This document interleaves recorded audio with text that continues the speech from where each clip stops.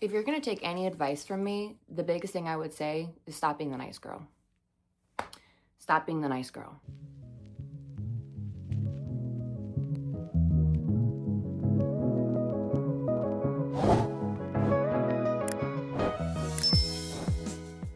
So, what is a nice girl?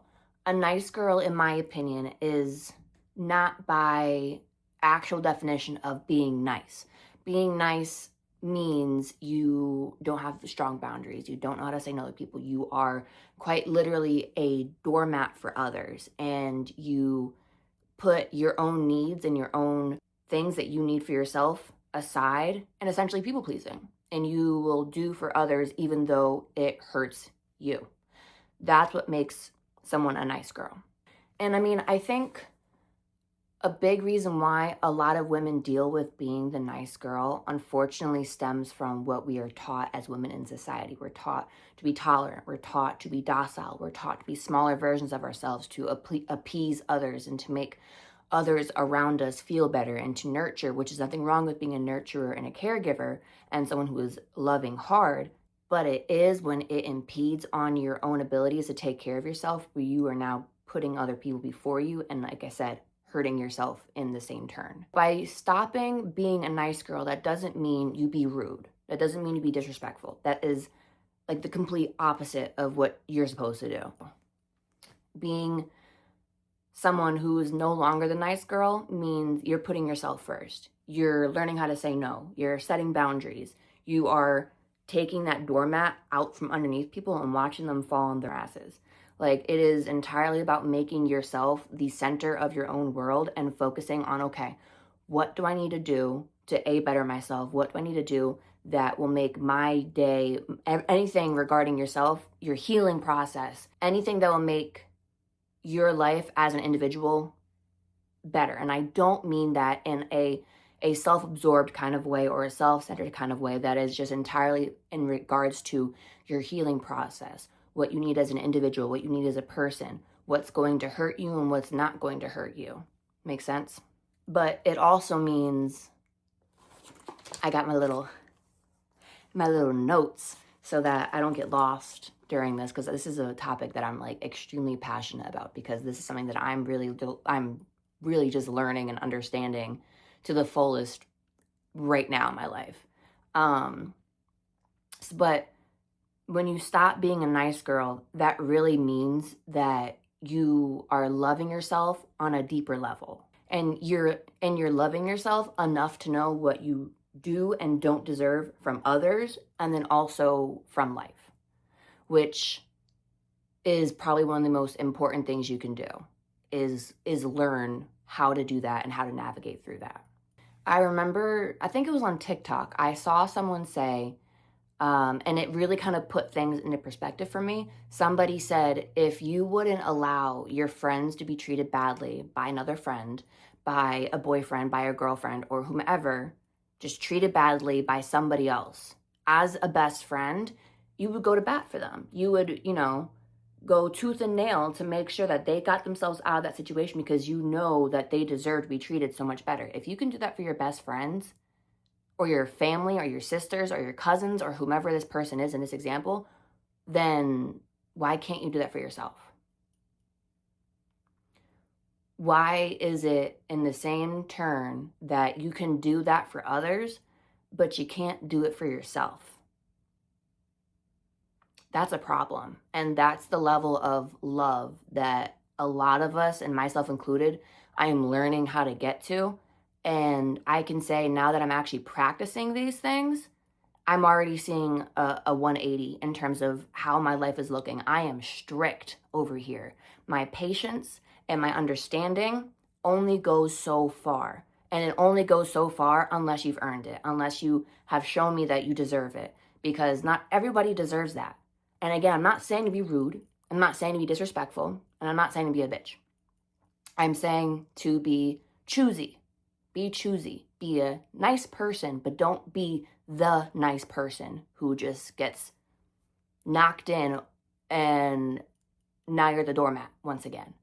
But I had read a book by Sherry Argov, and the book was called Why Men Love Bitches. And this book was a dating advice book, but the message behind it really is something that I think every single woman should read, personally speaking. She prefaces in the book that essentially the word bitch does not mean being bitchy, being mean to others, being, nasty and blah, blah, blah, blah, however else you define the word bitch. She uses the word bitch as to describe how other people may perceive you the second you start saying no, the second you start prioritizing yourself, the second you start setting those boundaries that other people are like, whoa, why are you doing this now all of a sudden? Like, you're a bitch for that. Like, you're not letting me walk all over you anymore. What's going on? This is not something that I'm used to. So because you're standing up for yourself, that's what makes you a bitch in the way that she describes it. And it is such a good read, and it really changes your perspective. And I gotta find where that book is because I don't know where I put it. And it's one of those books where you can read it more than once and pretty much get a different take on it every single time. It's really one of those like stellar books. But yeah, no, it's the biggest thing with this video is really just understanding that you need to love yourself on such a deeper level where you're not willing to tolerate bullshit. You're not willing to tolerate bad people in dating. You're not willing to tolerate bad friendships. You're not willing to tolerate, your family coming to you and saying things that are out of pocket. You're not willing, coworkers talking to you like that. Like, the list goes on what you should and should not be tolerating. And like, I can even say for myself right now, I just cut off like 3 people, all of which I was dating in some way, shape, or form, just like casually. The first person, honestly, had bad dental hygiene, and that's an ick for me. I was just like, you gotta go. And plus, it was also just like a couple other things, but that was that was a really big thing for me. And I was like, you know what? I deserve someone who takes care of themselves enough to not have bad dental hygiene. Like, that's just like, yuck, ew. And then another person really sucked at communication, didn't take initiative when it came to asking me on dates, planning dates, anything that just showed real pure interest besides what they were saying. They could talk my ear off and say all the sweet little nothings, but their actions spoke way louder. So, and I made sure, don't just cut people off, like that. You can, but I don't recommend it. You got to give people at least like a little bit of slack. Communicate your needs. If someone's not able to meet you where you're at and understand your standards, when you ask them, hey, I need better communication. Hey, I need this. Hey, I need this in order for this to work. If they listen, then great, problem solved. But if they don't listen, cut them. Cut them. Not literally, but like cut them off. And then the last person, I had set a boundary with this person, and they had just completely overstepped it and disrespected me. So I was like, you know what? Block. I don't need to double back. I don't need you to have access to me. I don't need you trying to contact me again in like a year, because that's what they did. We would stop talking and then would come back again trying to see what he could shake. So it's being able to recognize like, okay, this is not working for me. I said it in a previous video. If you keep doing the same thing over and over again, the result is always going to be the same. If you want something to change in your life, you have to change your own reality. You have to do something about it to make it change. Can I put the emphasis on that? So I have been doing that. And when I tell you, it feels so good. It feels so powerful. And after me doing all that 3 times in a row, it literally felt like I had just gained all of my power back. I just gained all of my energy back.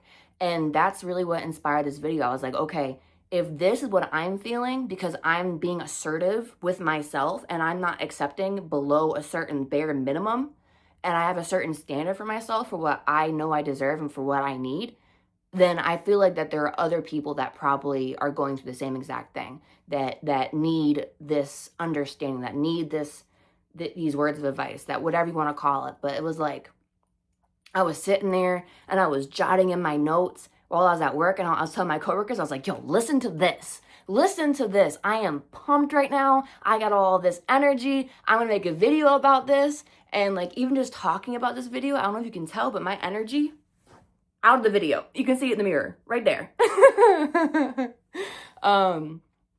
Yeah, no, it's such a great feeling when you take your own power back and you really deeply choose yourself and you choose to love yourself. It is such a great feeling. Like, I don't do drugs, but I can imagine this is what a drug feels like. Yeah, so that's it. My name is Josephine. If you don't already know, don't forget to like, comment, and subscribe. I put out new videos every single Monday. Yeah,